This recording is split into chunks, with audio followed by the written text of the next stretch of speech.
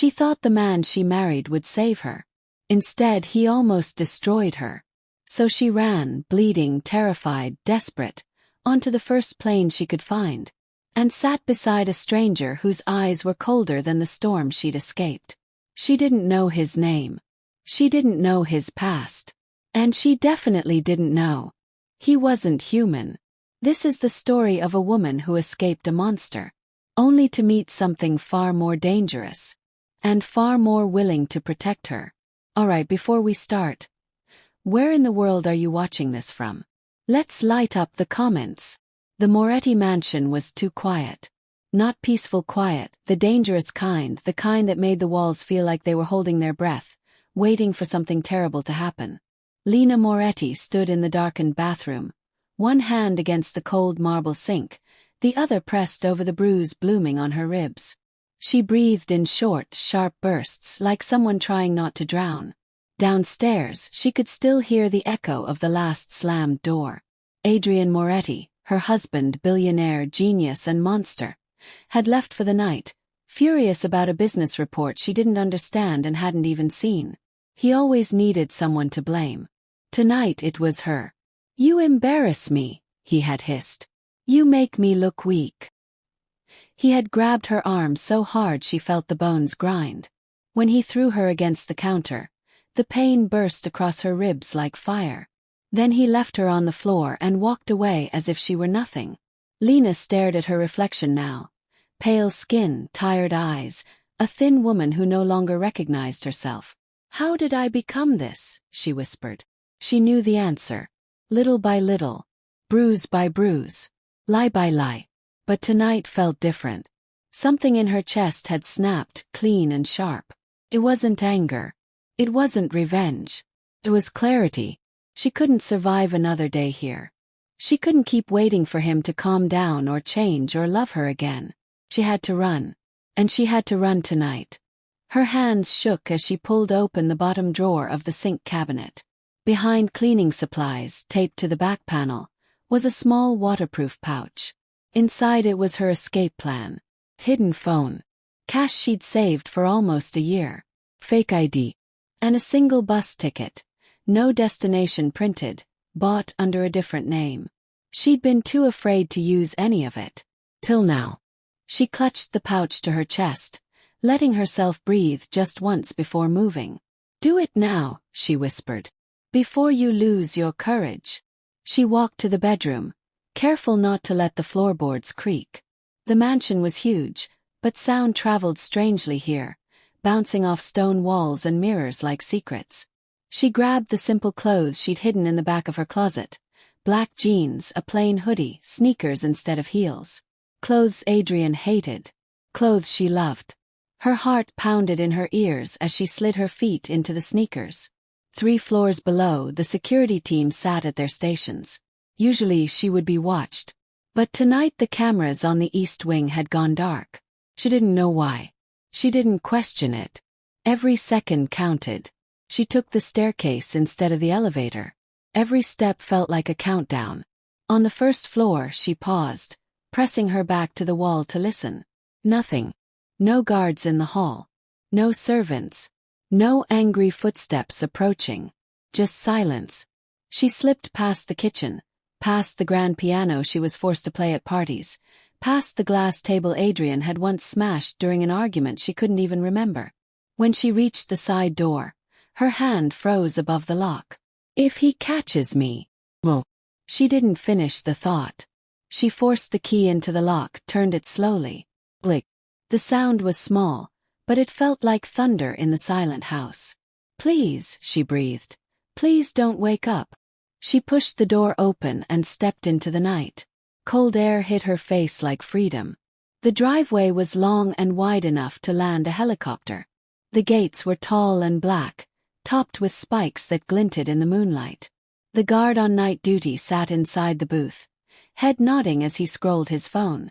He didn't even look up. He never did.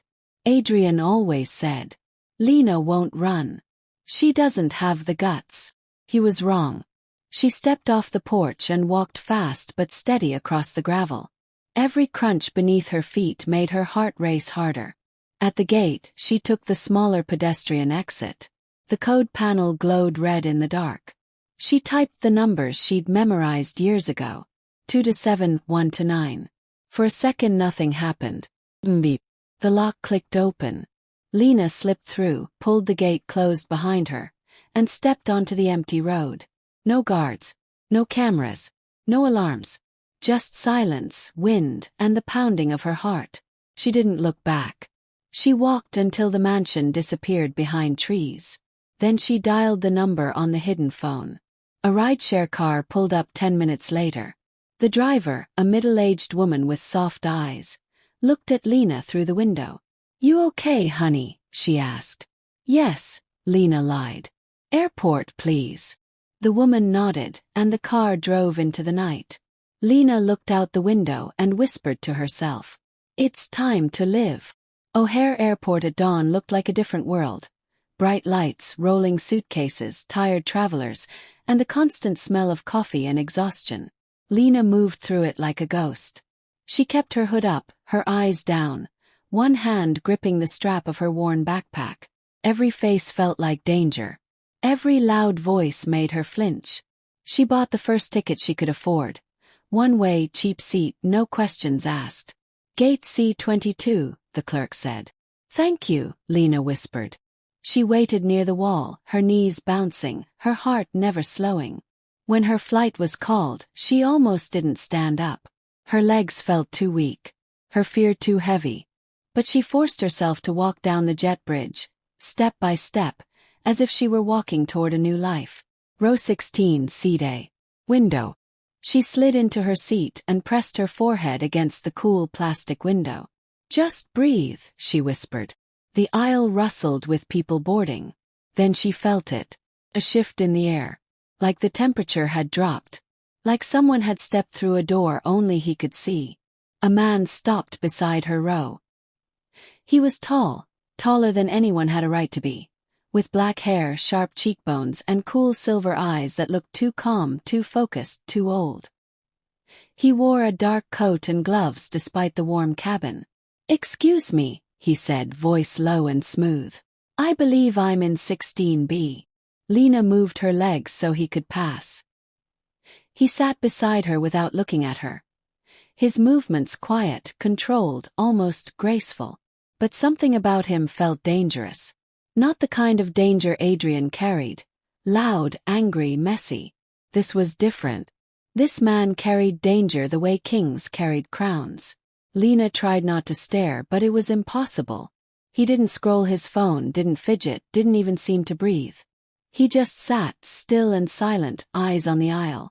When the seatbelt sign dinged on, he finally turned his head slightly. "Are you all right?"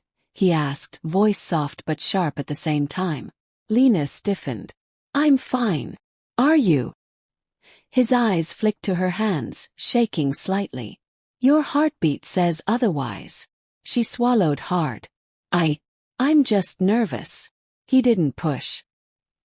He only nodded and looked forward again. The plane taxied, picked up speed, and lifted into the air. Lena's chest tightened. She clenched the armrest, breathing fast. A sudden jolt of turbulence hit. Her sweater slipped off her shoulder. The bruise underneath, dark purple with shades of yellow and green, was exposed. The man's eyes snapped to it. Not with curiosity, not with pity, with focus, like he was memorizing it. He turned to her fully now, his voice quieter but deeper. "Who hurt you?" Lena jerked her sweater back up. "No one. I'm fine. You are afraid," he said gently. "And you are running." Her throat tightened.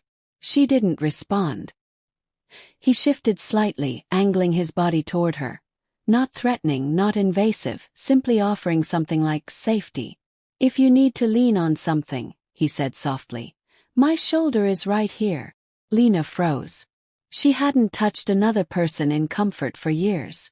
Her body remembered violence, not kindness. Her bones only understood fear, not rest. But exhaustion won the fight.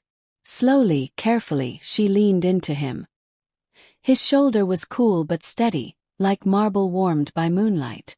He didn't move, didn't breathe harder, didn't react. He simply became a wall she could rest against. She whispered, "Why are you being kind to me?" His answer was simple, almost distant. "Because someone has to be." She closed her eyes, letting her shaking quiet. Minutes passed, maybe an hour. When turbulence smoothed and the cabin lights dimmed, she lifted her head again. "I'm sorry," she whispered. "I didn't mean to. You did nothing wrong." His voice held no judgment, no pressure, only certainty. He extended a hand slightly. "My name is Cashin." Lena hesitated, then took it. "Lena." His fingers were cool and strong. He released her gently. "Are you traveling to someone?" he asked. "Or away from someone?" Her breath caught. "Away." He nodded, slow and thoughtful, as though he'd expected that. "Do you have somewhere safe to go?" She laughed weakly. "No. I have a hotel for 2 nights and nothing after that." Cashin studied her for a long moment, his expression unreadable. "Everyone starts with nothing," he said finally. "The question is whether you stay with nothing." Lena blinked. "I don't understand." "You will," he murmured. The plane flew steady now, humming with quiet tension. Lena felt something she hadn't felt in years. A strange pull in her chest. A strange certainty. She didn't know this man. But she didn't want this moment to end. Cashin looked out the window, silver eyes reflecting the clouds below. "Rest," he said softly. "You'll need your strength soon." "For what?" "For what waits on the ground." Lena shivered, not from fear, but from the feeling that her life had just shifted, and nothing would ever be the same again. The moment the plane landed, Lena's stomach twisted. The captain's voice crackled through the speakers, cheerful and calm. "Welcome to Seattle, folks. Local time is 9:42 a.m. Enjoy your stay." That word felt like a joke. She wasn't staying anywhere. She was hiding, running, holding herself together by threads so thin a whisper could snap them. As the plane rolled toward the gate, passengers unbuckled, stretched, and pulled out phones. Cashin didn't move. He sat perfectly upright, hands relaxed, eyes half-lidded but alert, like a creature who slept with its eyes open. When the seatbelt light turned off, he finally spoke. "Wait until the aisle clears." Lena blinked. "Why?" He didn't look at her. "Because rushing gets you noticed." She swallowed, nodding. She didn't want to be noticed. Not today. Not ever again. Passengers flooded the aisle, grabbing bags and pushing forward. Cashin and Lena stayed seated, an island of stillness in a sea of movement. Finally, when only a few stragglers remained, Cashin stood smoothly, too smoothly, like he wasn't limited by normal human movement, and retrieved both their bags before Lena could protest. "You don't have to," she began. "I know," he said simply. He stepped back to give her the aisle. She walked ahead, feeling him behind her, not touching, not crowding, but present. A silent guard. The jet bridge air was warm and humid compared to the plane. Lena's palms grew sweaty as they stepped into the terminal. Crowds pressed on every side. People dragged suitcases, shouted into phones, argued with kids. Normal chaos. But to Lena, every loud noise sounded like danger. Cashin noticed. "You're safe for now," he murmured. "For now," she echoed. "That's not really comforting." It wasn't meant to be. He wasn't smiling, but something in his tone almost felt like dry humor. They walked toward baggage claim. Lena's heartbeat quickened with every step. Her breath came in tighter and tighter bursts. Cashin watched her out of the corner of his eye. "You're afraid someone will be here," he said quietly. Lena didn't answer. She didn't need to. They reached the top of the escalator that led to the baggage area below. That's when Cashin stopped moving. His body went still in an instant, like a shadow freezing as a new light appeared. Lena turned to him. "What is it?" He didn't answer her. His eyes had locked onto something below. Lena followed his gaze. At the bottom of the escalator stood two men in dark suits. Heavy shoulders, earpieces, rigid posture, eyes scanning faces with slow, practiced precision. Her stomach dropped. She recognized the posture, the haircuts, the stiffness. Adrian's security team. Her throat closed. She grabbed Cashin's arm without meaning to. "They're his," she whispered. "They're Adrian's." Cashin's jaw tightened almost imperceptibly. "Stay still," he murmured. "What? Why?" "Predators see movement first." The words made her freeze. He stepped slightly in front of her. Not enough to draw attention, but enough to change sightlines. His presence felt like a shield sliding into place. "Don't look at them again," he said. "Look at me." Lena forced her eyes up to his face. His gaze was steady, cool, unshaken. "They haven't seen you," he said softly. "Not yet. But they will if we go down there." "Yes." He didn't sound worried. Lena did. "What do we do?" she whispered. Cashin glanced over his shoulder toward a nearby hallway. "We take the other escalator," he said. "And we keep your head down." He guided her with just his voice and his presence, never touching her. They moved to the opposite side of the terminal and took a quieter route down. At the bottom, Lena felt Cashin suddenly shift. Not violently, not abruptly, but like a predator changing stances. His shoulders angled. His steps grew slower, sharper. His awareness expanded outward like ripples on water. "What's wrong?" Lena whispered. He scanned the crowd. "They're not alone," he murmured. Her blood turned to ice. "Another one?" she asked. "Yes, behind the pillar. Left side." "How do you know?" His answer was chilling in its simplicity. "I can hear his pulse." Lena felt her knees weaken. "That's not normal," she said. "No," Cashin agreed. "It isn't." He turned his head slightly, eyes locking on hers. "I'm going to get you out of here," he said. "But you must do exactly as I say." She nodded, trembling. "Walk beside me. Not ahead. Not behind." She obeyed. Cashin guided her through crowds like he had flown through them 1,000 times. Smooth, fluid, and hurried. His eyes flicked only when necessary. Every step felt like walking along a cliff edge. When they reached the baggage carousel, Cashin angled his body so the men couldn't see her.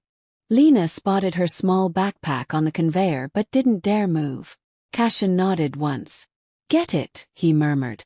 "I'll block the view." His frame subtly shifted, creating a wall of shadow between her and the searching eyes of Adrian's men. Lena grabbed the bag, her hands shaking. "Now," Cashin whispered, "we leave." They moved toward the exit. Lena looked back one last time and saw one of the men turn their direction. Her breath caught. Cashin's voice came low, controlled, almost cold. "Do not run."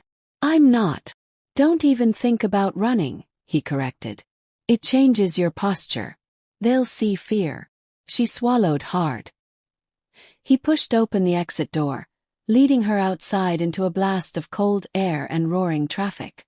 A sleek black car was waiting at the curb. The driver, a middle-aged man with quiet eyes, opened the back door and bowed his head slightly toward Cashin. "Sir," he said, "everything is prepared." Cashin nodded. "Lena," he said softly, "get in." She hesitated, breath shaking. "Cashin, who are you?"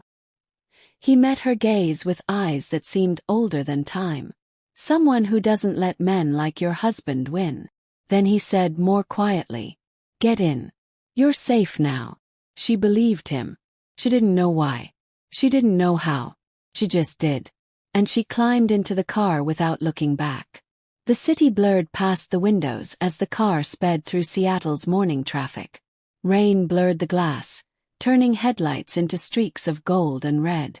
Lena sat pressed against the door, backpack clutched in her lap. Her pulse still hammered from the airport. Cashin sat beside her, calm, hands resting loosely on his knees. He didn't look at her. He didn't look at the road. He stared straight ahead like someone already planning 10 steps into the future. The driver finally spoke. "Sir, should I take the private route?" "Yes, Stefan," Cashin said quietly. "No main roads." "As you wish." The car swerved smoothly into a restricted lane marked with authorized vehicles only signs. Lena's breath hitched. "Where are we going?" Cashin turned his head toward her. "To a place no one can find you." "That's not an answer. It's the only one you need right now." She looked out the window again, swallowing hard. Minutes passed in tense silence. Finally Cashin spoke. "You did well." Lena blinked. "At what?" "Not freezing at the airport. Not running. Not drawing attention." She shook her head. "I felt like I was falling apart." "You didn't look it," he said simply. Something warm stirred in her chest. Strange, small but real. She wasn't used to praise. She wasn't used to anyone seeing strength in her. "What would have happened if they saw me?" she whispered. Cashin's gaze sharpened. "They would have taken you," he said. "Quickly, quietly, before you could scream. Adrian would have had you by nightfall." Lena felt her stomach twist. "And you stopped that." Cashin didn't respond immediately. "I intervened," he corrected. "Stopping it fully will take more time." His voice held a weight she didn't understand. "Not yet." The car slowed. They had arrived. The vehicle rolled down into a private underground entrance guarded by steel and glass. Armed security stepped aside instantly, bowing their heads as the car passed. Lena stared. "Why are they respectful?" Cashin finished. "Because they answer to me." Car park. Stefan opened Lena's door first. "Miss," he said kindly. "This way." She stepped out, feeling very small compared to the towering black stone walls surrounding her. Cashin walked beside her toward the elevator. Massive, silent, made of some kind of dark metal that didn't reflect light the way it should. He pressed his hand to a scanner. It glowed white. The door slid open. Inside, the elevator had no buttons. Only a panel of symbols Lena didn't recognize. They looked ancient. Older than the building. Maybe older than the city. The doors closed, and the elevator began moving upward without a sound. "How high are we going?" Lena whispered. "The top," Cashin answered. She swallowed. "What is this place?"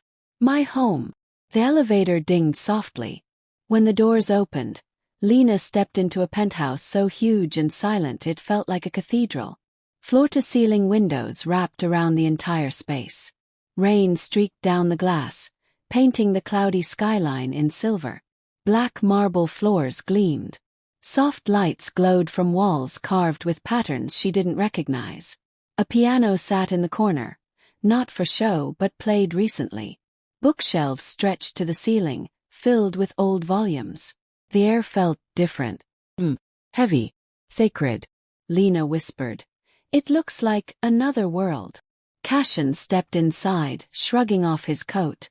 "It is," he said simply. Stefan bowed. "I'll prepare the medical kit." Lena blinked. "Medical?" Cashin's voice softened slightly. "You're hurt." "No, I'm."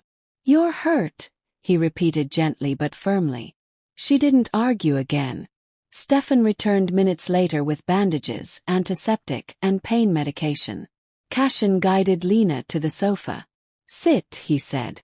She obeyed. Stefan worked quietly and respectfully, cleaning the bruises, wrapping her ribs, checking her breathing. "You're lucky," he said gently. "Nothing broken." "Lucky." She almost laughed. Stefan finished, packed the supplies and stepped back. "She'll recover," he told Cashin. "With rest." Cashin nodded. "Thank you. You may go." Stefan bowed once and left. Silence filled the room. Lena stared at the skyline, hugging her knees. After a long moment she whispered, "Why are you helping me?" Cashin stopped mid-step. For the first time since she met him, she saw something flicker across his expression. Regret. And something older. Deeper. "Because," he said softly, "I've seen women destroyed by men like your husband." She looked at him. And you want to save me? Not save you, he murmured. Keep you alive long enough to save yourself. Lena felt her eyes burn. She wiped them quickly, embarrassed. Cashin spoke again, gentler this time. You may use the guest room. Clothes are in the closet. Food is in the kitchen. The door locks from the inside. Thank you, she whispered. He nodded once, then began to walk away. But she stopped him. Cashin, who are you really? He paused, turned, met her eyes with those silver irises that looked like storm clouds over deep water. Someone ancient. Someone dangerous. Someone not meant to walk among ordinary humans. His answer was quiet. Not someone you should be alone with. Then he turned away and disappeared into the deeper shadows of the penthouse, leaving Lena with a truth she couldn't understand, and the feeling that she had stepped into the orbit of something powerful enough to change the course of her life forever. Night settled over the penthouse like a dark curtain, soft and heavy. The rain outside whispered against the glass walls, creating a rhythm that almost calmed Lena's racing thoughts. Almost. She sat curled up on the edge of the wide leather sofa, her knees drawn to her chest, staring at the city lights far below. Every few seconds she checked the door, half expecting it to burst open, half expecting Adrian to appear out of nowhere. Her body still remembered fear even when her mind tried to forget.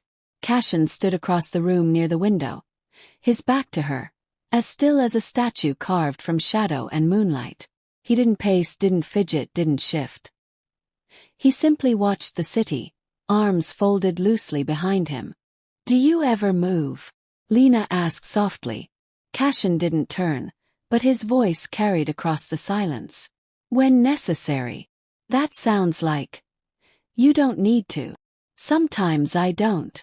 His answers always felt like they were dipped in secrets. Lena wrapped her arms tighter around herself. Cashin, those men at the airport. They could have taken me. Yes. And you knew they were there before I did. Also yes. How? She whispered. Cashin finally turned to face her. His silver eyes caught the reflection of lightning outside, turning them sharp and almost glowing. You don't want the truth, he said quietly. She swallowed. I do. No, his voice was soft but firm. You want comfort, not truth.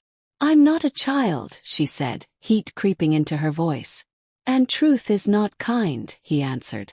Lightning flashed again, illuminating his face. His expression didn't change, but the air around him seemed to shift, heavier, colder, like the atmosphere before a storm. What are you? She whispered. He walked toward her slowly, footsteps silent against the marble floor. He stopped a few feet away, watching her with an expression that held no triumph, no cruelty, only the weight of something very old. You remember the bruise on your arm? He asked. Yes. You remember how they looked at you? Like property, like meat, like something they could take back. Lena didn't nod, she couldn't move. Cashin lowered his voice. I saw that bruise from across the plain, and not with human eyes. Her blood froze. What do you mean? She whispered. I mean, he said softly, that the moment I saw what your husband had done to you, a part of me that I try very hard to bury, woke up. He paused.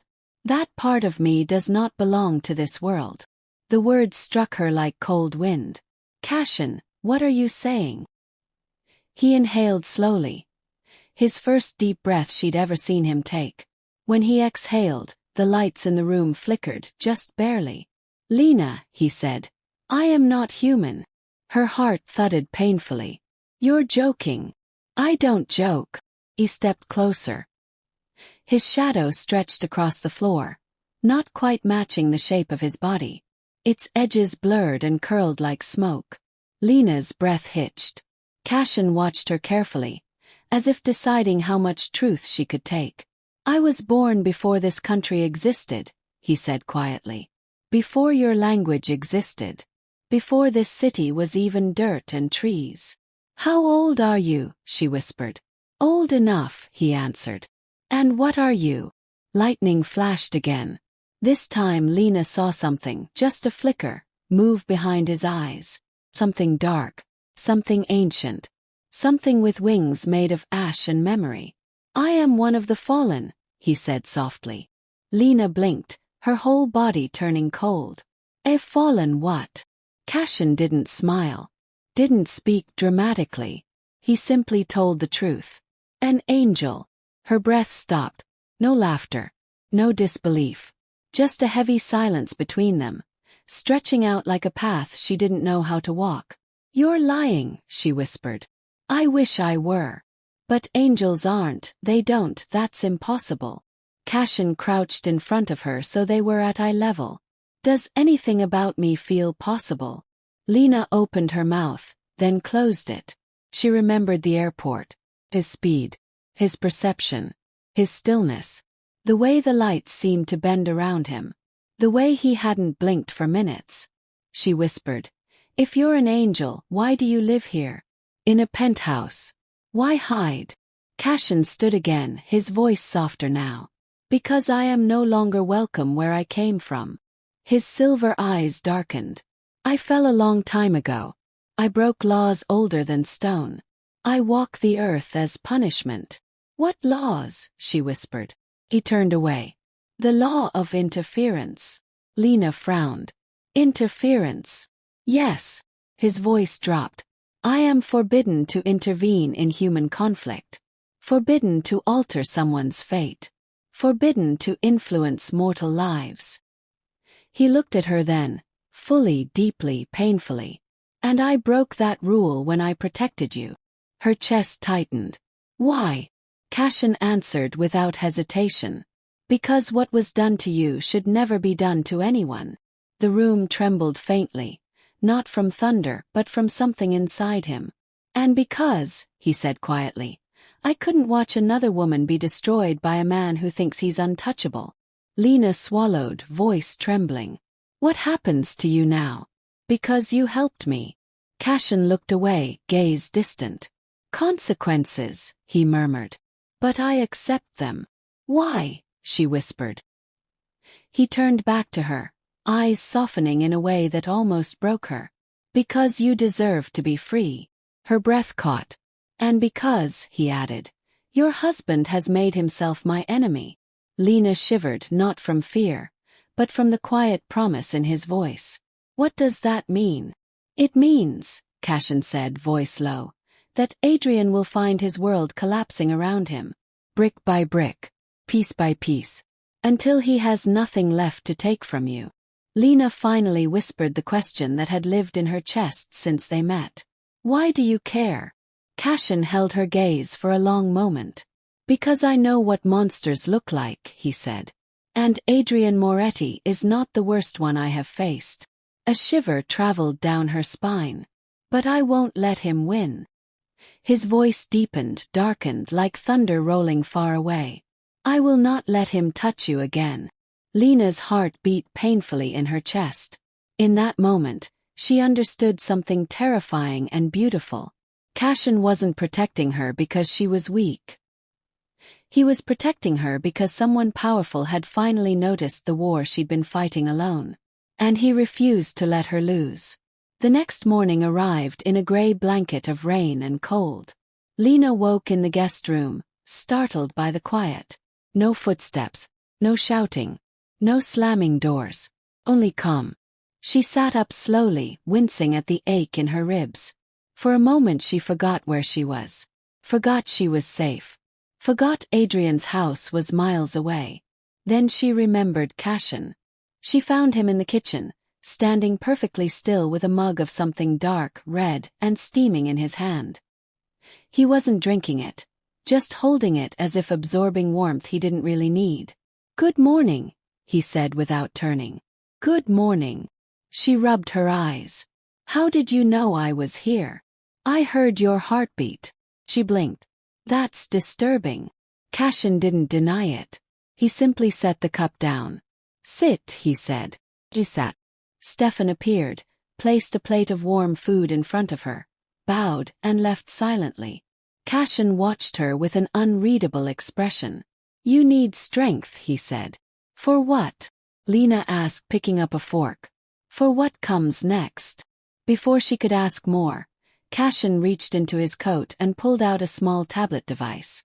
He placed it on the counter between them. I need to show you something. Lena braced herself. He tapped the screen. It lit up with headlines. Billionaire Adrian Moretti under federal investigation. Moretti lab tied to unregistered human trials. Whistleblowers reveal dangerous experiments at Moretti Tech. Financial fraud claims surface in new report. Lena froze mid-breath. What is this?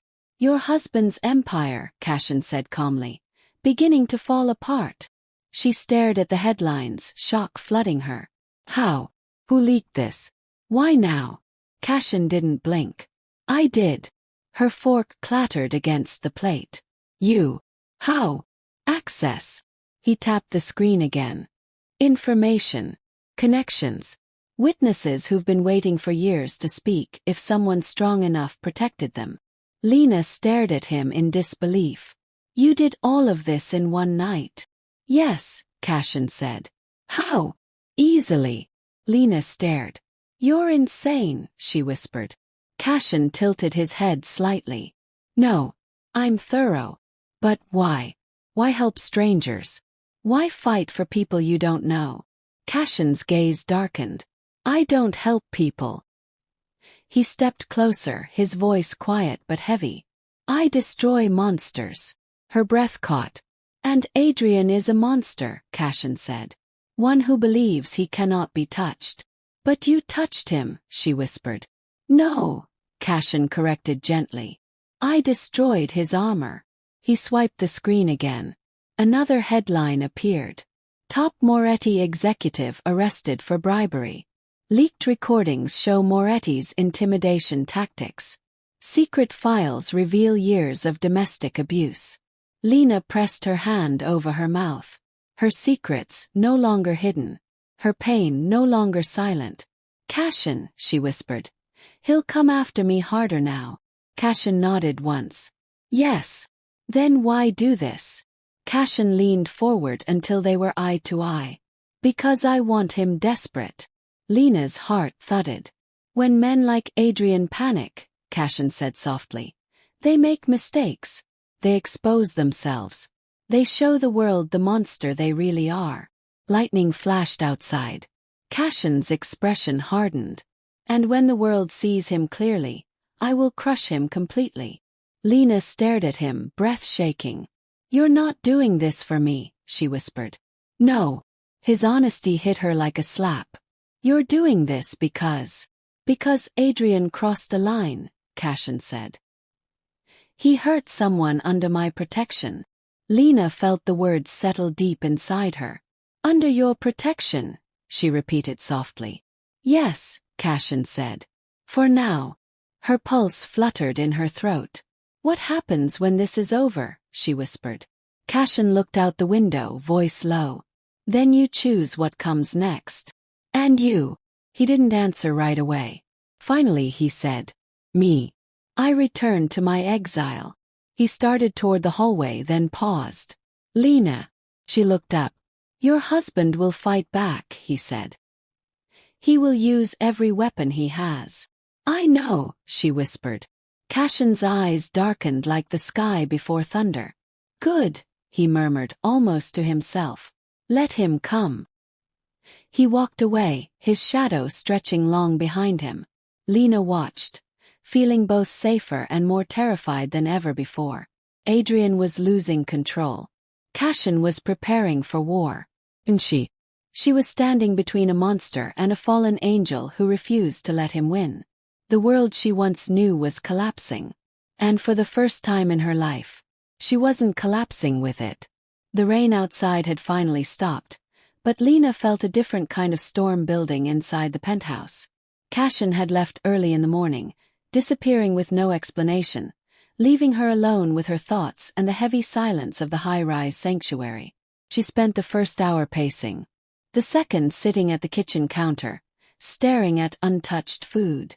The third scrolling through news updates about Adrian's empire cracking open like a rotten shell. Every headline made her chest tighten. Every exposed secret felt like a lifetime she had lived in the dark finally dragged into the sun. By the 4th hour she was shaking. Stefan approached quietly, setting a glass of water on the counter. "You should drink," he said gently. Lena stared at her hands instead. "Stefan, can I ask something?" "Of course. Why is Cashin doing all this?" Stefan hesitated, not out of fear but respect. "Cashin doesn't act without reason," he said. "He sees injustice in ways we do not. He feels it like a weight. But he doesn't know me." Stefan smiled sadly. "You think this is about knowing you? Well, this is about what you represent." Lena frowned. "What do I represent?" "Someone who refuses to stay silent," Stefan said. "And someone who ran from a king who thinks he owns people." Lena swallowed. Adrian was never a king. He was a tyrant. "Most tyrants believe they're kings," Stefan replied. She looked down, her voice trembling. "I'm scared." "You should be," Stefan said. "But not of Cashin." She blinked. "Then what?" "Of the moment he asks you what you want to do next." Lena's breath caught. "What I want?" "Yes. Cashin will protect you, but he will not choose for you. Your voice will matter. Your choice will change everything." Lena opened her mouth, but the front door suddenly clicked. Stefan bowed instantly and stepped aside. Cashin entered, dark coat dripping from the rain, silver eyes colder than she'd ever seen them. His presence swallowed the room like a tide. Lena stood slowly. "Where were you?" Cashin didn't answer immediately. He slipped off his coat, draped it on a chair, and walked toward her with that silent, fluid grace. "I was preparing," he said finally. "For what?" "For your decision." Lena inhaled shakily. "What decision?" Cashin held her gaze, his eyes a storm of steel and quiet fire. "To stop running," he said quietly. "Or to fight." Her breath froze. I can't fight Adrian." "Not physically," Cashin said. "But your words can destroy him." Lena shook her head. "No. Can't. I'm not strong enough." "Strength isn't loud," Cashin said. "It's choosing to speak when silence feels safer." Lena's throat tightened. Cashin lifted a file from the table and placed it gently in front of her. Inside were photos, documents, recorded threats, proof of what Adrian had done to her, to others, evidence of crimes buried under years of money and intimidation. Lena covered her mouth as tears filled her eyes. "This is everything," she whispered. Cashin nodded. "And the world is ready to hear it." "No," she said, stepping back. "I can't. People will judge me. They'll say I'm lying. They'll think I'm trying to survive." Cashin finished. "Yes. And you are. But..." Cashin stepped closer, voice firm but quiet. "Your silence is what he counts on. It has protected him for years. It is the cage he built around you. And every day you stayed silent, he grew stronger." Lena bit her lip hard, shaking. "I'm scared," she whispered. Cashin's voice softened. "I know. And that fear is proof of your courage." She blinked. "How?" "Because courage doesn't exist without fear," he said. "That's what makes it sacred." Her chest tightened. Cashin lifted the file again. "Your testimony will destroy him," he said. "And I will be there. Always.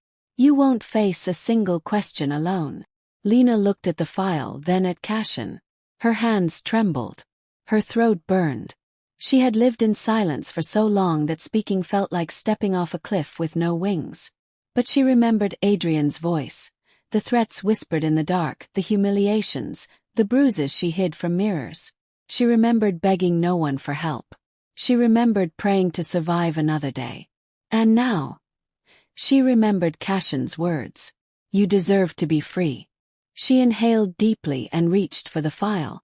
Cashin's eyes didn't change, but something in the air around him seemed to settle, like the world exhaled with her. "Good," he said softly. Lena opened the file again, fingers touching the pages of her own past. "I'll do it," she whispered. For me. And for anyone else he's hurt. Cashin bowed his head slightly, an old gesture respectful and solemn. You have just taken your first step into war, he said. And I will stand with you until it ends. Cashin arranged everything in less than 12 hours. Private room.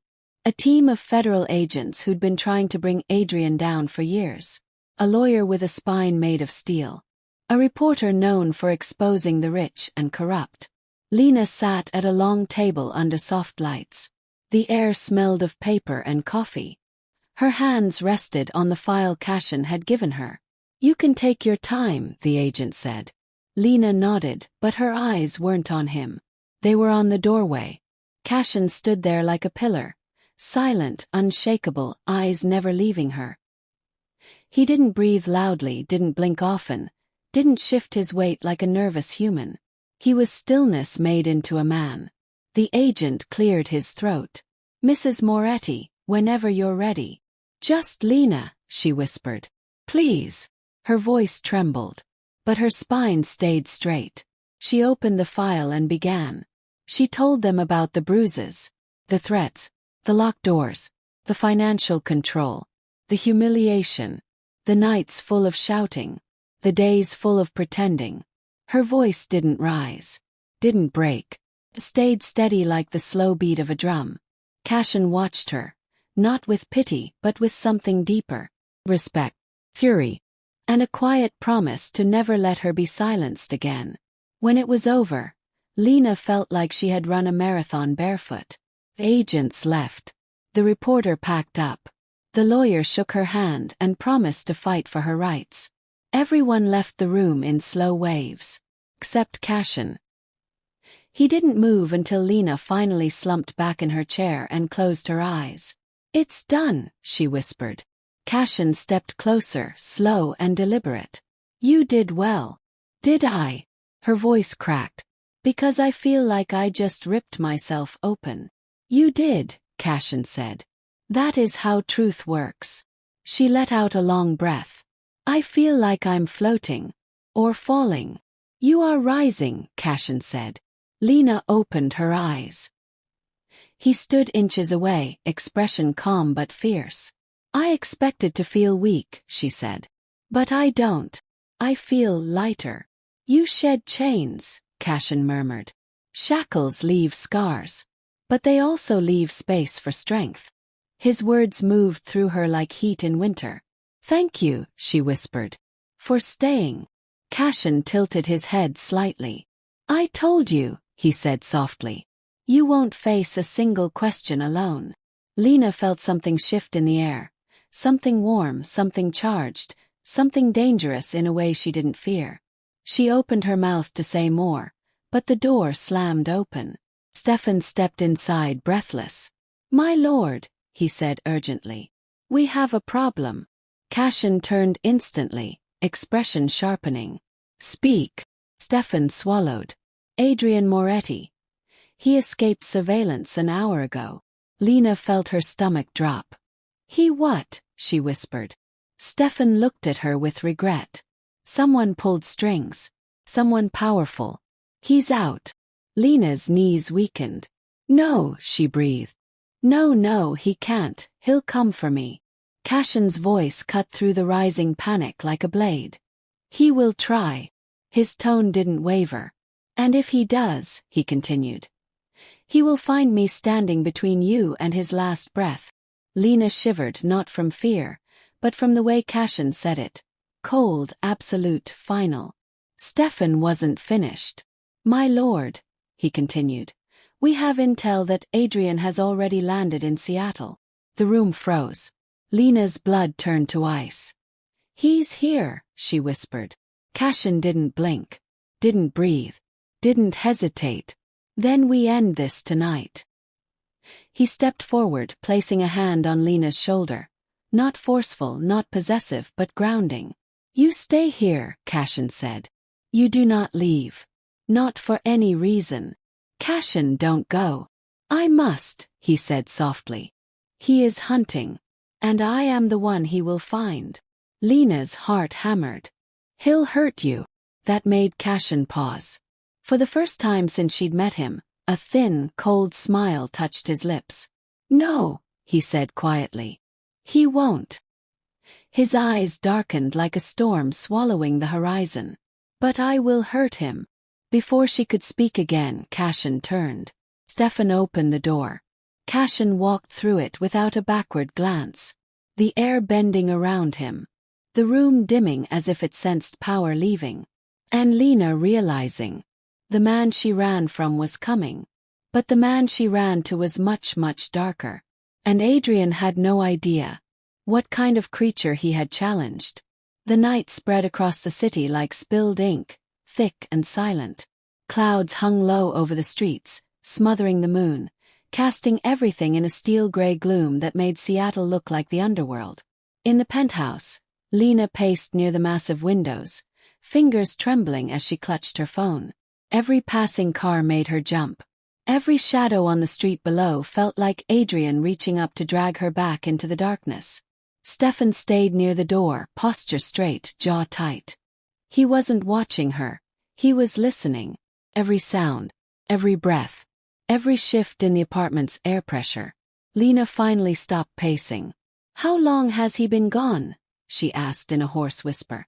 Stefan checked his watch. 48 minutes. Felt like 48 years. "Why isn't he back yet?" Lena whispered. Stefan took a measured breath before answering. "Because Cashin does not rush," he said. "He studies. He plans. And when the time comes, he strikes." Lena hugged her arms to her chest. "That doesn't make me feel better." "It should," Stefan murmured. "Your husband. Former husband, he's dangerous. But Cashin is something else entirely." Lena turned to him, voice shaking. "Stefan, be honest. Will Cashin win?" Stefan looked away. Not because he doubted Cashin, but because he felt he shouldn't speak for him. Finally he said, "I have only ever feared one man in my life. And it wasn't your husband." Lena's breath caught. She sat heavily on the sofa, hands trembling. Outside, thunder rolled in the distance, long and low, like the earth itself groaning. And then, suddenly, the elevator clicked. Lena's heart leaped into her throat. The doors slid open. Cashin stepped inside the penthouse like a shadow returning home. Rain dripped from his coat, each drop hitting the marble floor with a soft, rhythmic tap. He didn't look bruised. He didn't look hurt. But he looked changed.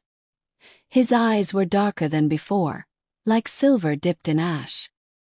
His jaw was clenched, tight enough to crack stone. Lena stood immediately. "Cashin!" He raised one hand.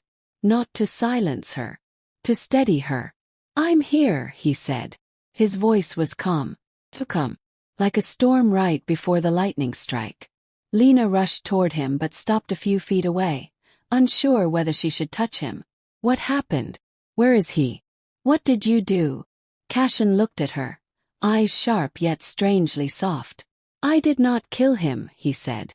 Lena gasped in relief, then froze. "And I did not let him walk away." Her breath hitched.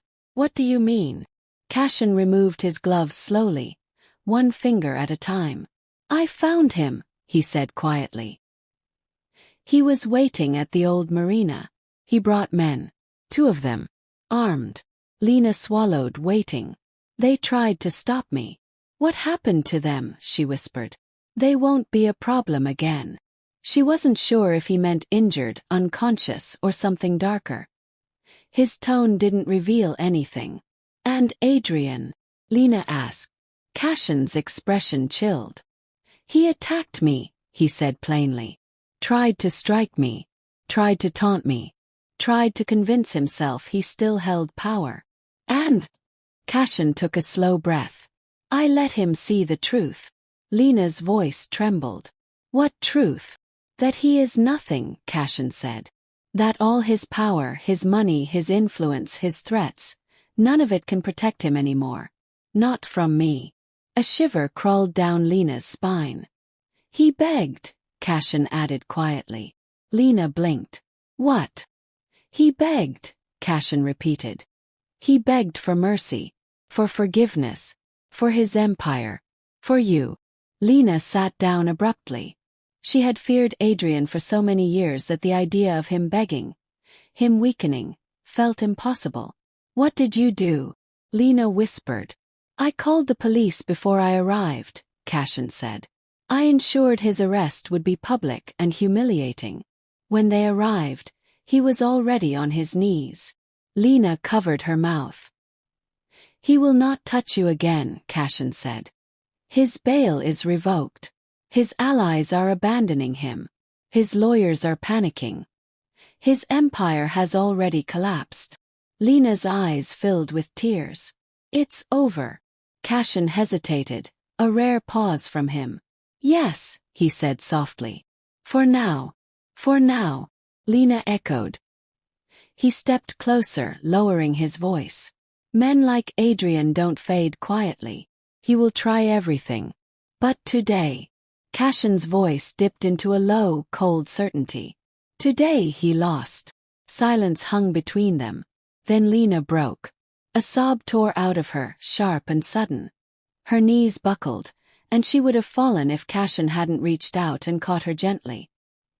He didn't embrace her tightly. He held her like something fragile, something he wasn't sure he had the right to touch. She pressed her face against his chest. Thank you, she whispered through tears. Thank you. Cashin's breath hitched. Barely, but she felt it. He rested his hand on her back. Do not thank me, he said softly. This victory is yours, not mine. But Lena shook her head. You did this, she whispered. You saved me. Cashin closed his eyes for a moment. Then he pulled away just enough to cup her face gently, his cool hand steadying her. No, he murmured. You saved yourself the moment you chose to speak. Lena cried harder, not with fear, but with relief. Cashin brushed a tear from her cheek. You are free, he said quietly. The words landed like sunlight on frost. Free. She had never felt that word before. And now she tasted it for the first time. Cashin stepped back slowly, letting her breathe. Rest tonight, he said. For the first time in years, let your body sleep without fear. Lena nodded, wiping her face. And tomorrow, she whispered. Cashin turned away slightly, shadows clinging to his form. Tomorrow, he said, you start a new life. And he disappeared into the darker wing of the penthouse, leaving Lena with the quiet truth. Her past was over. Her future had begun. Morning entered gently. No shouting. No footsteps. No tension. Just golden light spreading across the penthouse floors like honey. Lena woke to silence, the good kind. She lay still, staring at the ceiling, letting the reality sink in. Adrian was gone. Her nightmare had ended. She wasn't trapped anymore. Tears slipped down her cheeks before she realized she was crying. But these tears were soft, warm. Release. For the first time in years, she didn't feel hunted. She felt human. She changed into fresh clothes Stefan had left in her closet. Soft black pants, a clean blouse, comfortable shoes. When she stepped into the living room, Cashin was already there, standing by the window, watching the sunrise, motionless like a statue carved from forgotten stone. He wasn't wearing his coat, just a simple dark shirt, sleeves rolled, forearms lean and strong. He looked almost human like this. Almost. Lena approached quietly. You don't sleep, she said softly. Cashin didn't turn. Not in the way you do. How long have you been standing there? He answered without hesitation. Since you fell asleep. She blinked. All night. Your breathing was unsteady, he said simply. I wanted to be sure you rested. Her heart twisted. Cashin, she whispered. You didn't have to. Yes. He finally turned to her. I did. Their eyes met. His were calmer today. Still sharp, still ancient, but softer. Lena walked to the counter, poured herself water and sat down. Yesterday. I felt like I became someone else, she said. Someone stronger. You did, Cashin replied. And I want to keep becoming that person. He nodded slowly. You will. But I can't do it alone. Cashin's jaw tightened almost imperceptibly. You won't be alone, he said. Not anymore. Lena looked at him, really looked. At the man who had guarded her, guided her, protected her, fought for her. At the angel with steel eyes and a broken past. At the exiled being who chose to help her even when he wasn't supposed to. Cashin, she whispered. What happens now? His expression shifted. Barely, but she saw it. Gentleness. And something much rarer. Uncertainty. Now, he said quietly. You live. What about you? She asked. Cashin turned back to the window, voice dropping into something quieter. I will remain here until you choose your path. My path, she repeated. You kept saying that. Yes. Why? He hesitated, a very human hesitation. Because you deserve to choose, he said finally. Your husband chose everything for you. Your clothes, your friends, your life, your silence. Lena swallowed hard. Cashin continued. Now you will choose what you want, where you go, who you become. He turned to her again. And who you let stand beside you. Her breath caught. There it was. The unspoken thing between them. The quiet electricity. The bond forged through fear, danger, and truth. Do you want to stand beside me? She whispered. Cashin stepped forward slowly, each movement deliberate, as if he feared moving too fast would break something fragile between them. When he was close enough for her to feel the coolness of his presence, he spoke. If I stand at your side, he murmured, I stay for good. Her heart fluttered. Is that a warning? She whispered. It is a promise, he said. Their eyes locked. Lena reached for his hand. Cashin stiffened just for a moment but didn't pull away. She laced her fingers with his. He exhaled softly, something shifting in his expression. Crack in the armor. A light in the dark. Then he said, almost in a whisper, You changed me. Lena's voice trembled. And you saved me. Cashin shook his head gently. No, he whispered. You saved yourself. I only gave you space to find your strength. Lena stepped closer. So stay, she said. Stay with me. Cashin's eyes softened into something ancient and tender and full of unspoken stories. I will, he murmured. If you want me to. She nodded, breath shaking. I do. Then, for the first time since she met him, Cashin smiled. A small, not quite human smile that felt like dawn breaking through centuries of darkness. Outside, the sun rose higher, spreading gold across the city. Inside, Lena felt something else rise. Oh, strength. A future she had never dared to imagine. She wasn't alone. Not anymore. And for the first time in her life, she walked toward the light instead of running from the darkness. If this story pulled you in, don't slip away just yet. Tell me in the comments. Your answers spark the next story. And if you want more dark, addictive, heart-grabbing stories like this, hit that subscribe button, tap the bell, and join our community of story lovers. Because trust me, the next chapter I'm dropping will shake you deeper than this one.